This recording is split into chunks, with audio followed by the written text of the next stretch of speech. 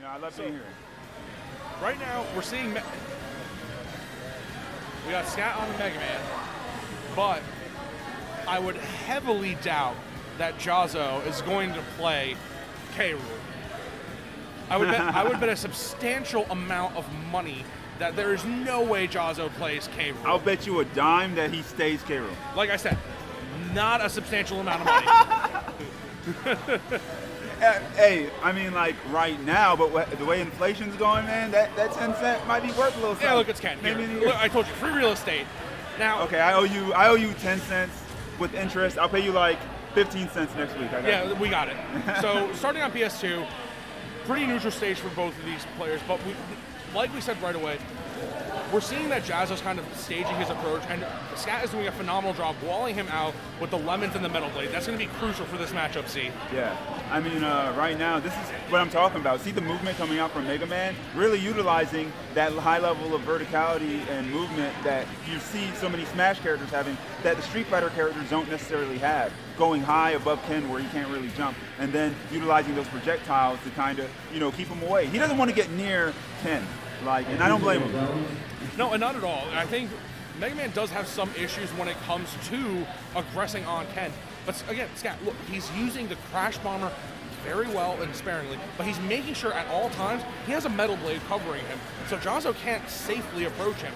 I wouldn't be shocked if we saw a timeout here. Yeah, I mean, if it comes to that, hey, that's just what it is. But one thing you can never do is count out Ken, because as much as Mega Man can maneuver around him, Ken usually only needs a few hits to really end things. So yeah, but normally we circle back to the idea of stage control.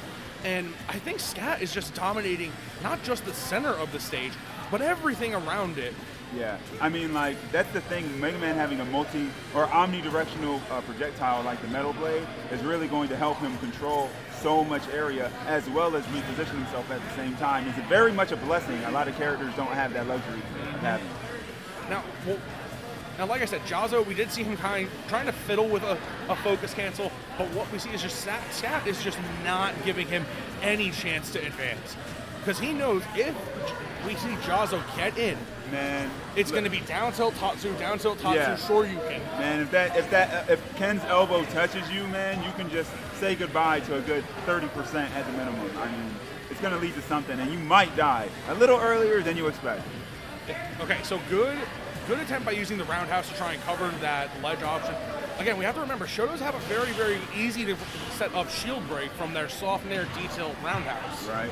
But the question is, will ScAtt even give him an opportunity? Yeah, I mean, ScAtt's utilizing all these projectiles and these obstacles really intelligently, even utilizing the rush a little bit to make it so that Ken can't really jump in on him, and then using his own disjoints, his own version of a sword move with that forward air and that back air to just kind of keep Ken out. But this is what we're talking about. Now, if you get touched, that's the problem. This match is suddenly pretty even again. But look, Mega Man's a heavy boy, made out of metal. But great DI from ScAtt to survive the onslaught from Ken. But again, now we're back to square one. You have to get in, and the Flame Blade from Mega Man, along with the Quick Claw, are just causing such hell. But I mean, look at how painful this is. Now, look at how much. Wait a minute. See, and that's what I'm talking about. See how much work ScAtt was putting into not having to interact with Ken, and then Ken just gets a few hits and gets the first stock anyway. But again, look, Mega Man has a phenomenal edge guarding.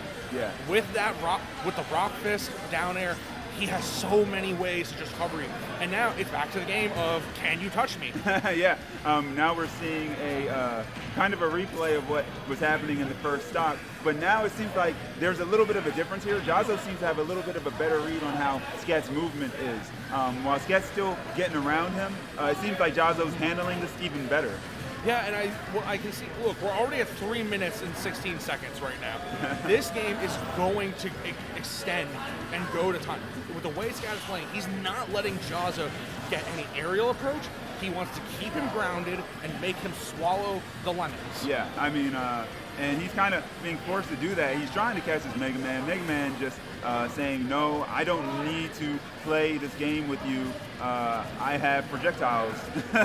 Yeah, there's zero reason for ScAtt to even approach. But he is just making life miserable for Jahzz0. Another thing that ScAtt's doing really well is his spacing on top of the projectiles, his spacing with his aerials as well. Using that forward air, he perfectly used that on Ken's shield, so he was able to exert some pressure, but then safely retreat. Yeah, and what we're seeing right now is the leaf shield is coming out a little bit more.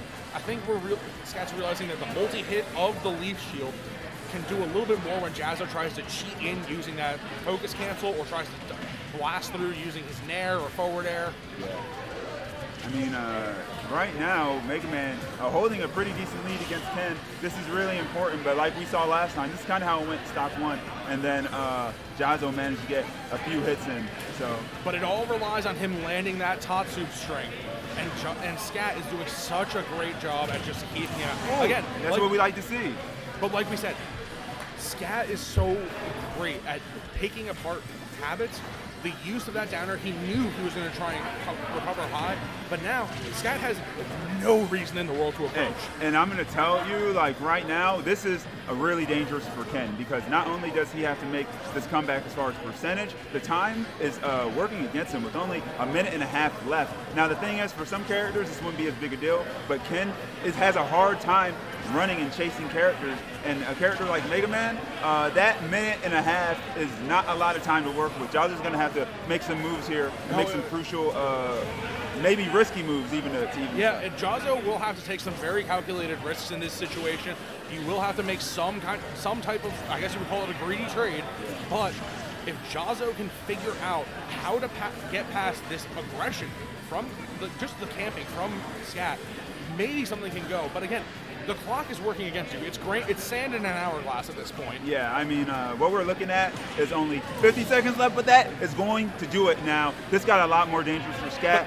But now you have to rack up 80% in 40 seconds, and ScAtt has no incentive to do anything. The thing is, all Ken needs to do is land probably half as many hits as Mega Man does to do that damage, just because of the level of combo. Look, now he's just going to camp him using Rush. Yeah, you got to do what you got to do, man. I don't blame him at all.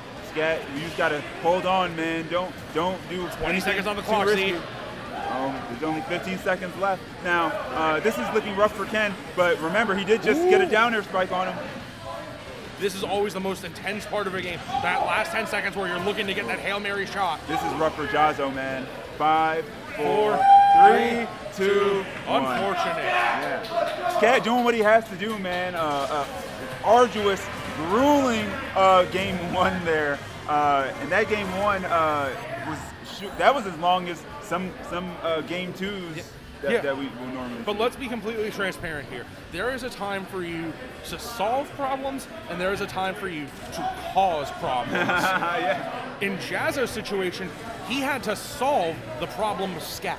Yeah. And ScAtt had no reason to try and figure out Jahzz0, because all he can do is cause a problem, and if Jahzz0 doesn't demonstrate that he can push, now, it's impossible. So one thing you're going to see players that are of this skill level do when the clock starts to work against them like that, sometimes they might just admit defeat, but they'll play it all the way to the end just because, hey, they know that they have another game. At least they can get some data. Maybe they can find a chink in the armor, or a hole in the game plan, or a hole in the zoning, and then they'll be able to capitalize on that in the next game. Now, we're having some technical difficulties. Just remember, people, when you do go to a local, desync your Pro Controller. Yes, please do. I mean, they made it a little better. I think we got a patch where now we can finally just desync controllers without having the actual controller. So now we're going to Smashville on Jahzz0's beckon. Yeah.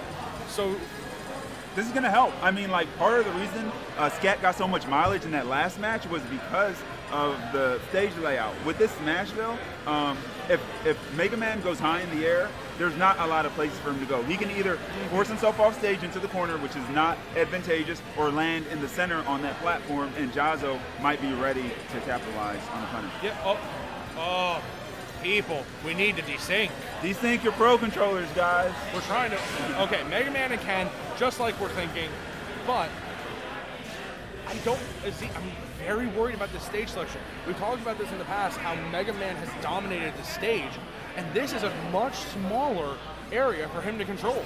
Yeah, I mean, and it's going to be a little bit harder too, because see how Mega Man's underneath that platform? Now it makes it even more straightforward how Ken has to approach him. But I think that Jahzz0's idea with this is just limiting the amount of aerial mobility that Mega Man has and his ability to get away.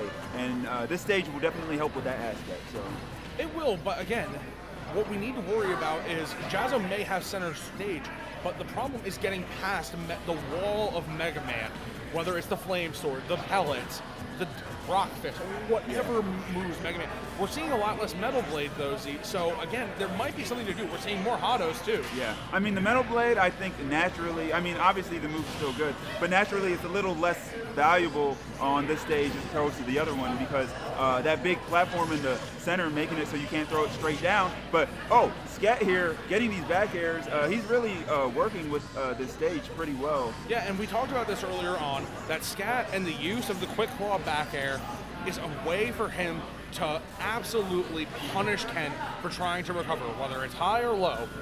It breaks focus, and it really forces Ken into a position where you have to recover linearly. And it's a very fast move. It's just very fast and really strong. Great option from Mega Man there. Now we're seeing that Jahzz0 is chasing ScAtt off of the rush up B. So how do you think that is starting to evolve in the gameplay? Do you think it's worth it to even chase ScAtt that high? I mean, it could be.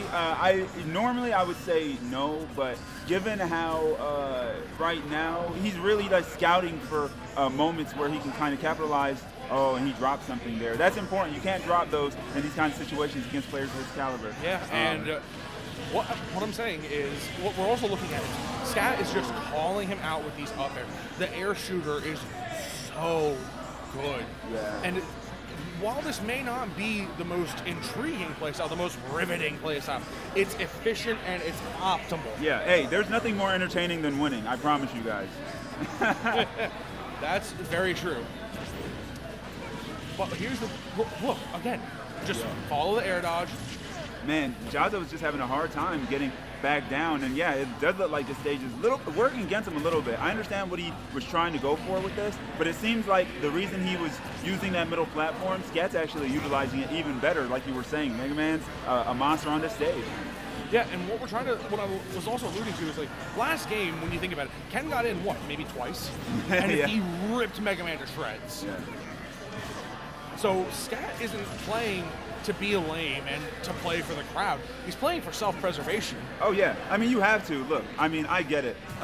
Watching all these projectiles come out isn't always the most engaging thing, but the reality of it is Ken is not going to be, he's not going to hold any punches on you once he gets in. So you kind of just have to stay away from him. So we're reaching the halfway mark, Z, with about 3 minutes and 45 seconds on the clock. You're down to ScAtt's sitting at 73. How do you pull yourself back into this game if you are Jahzz0? So this is a really rough situation, but I'll never say never.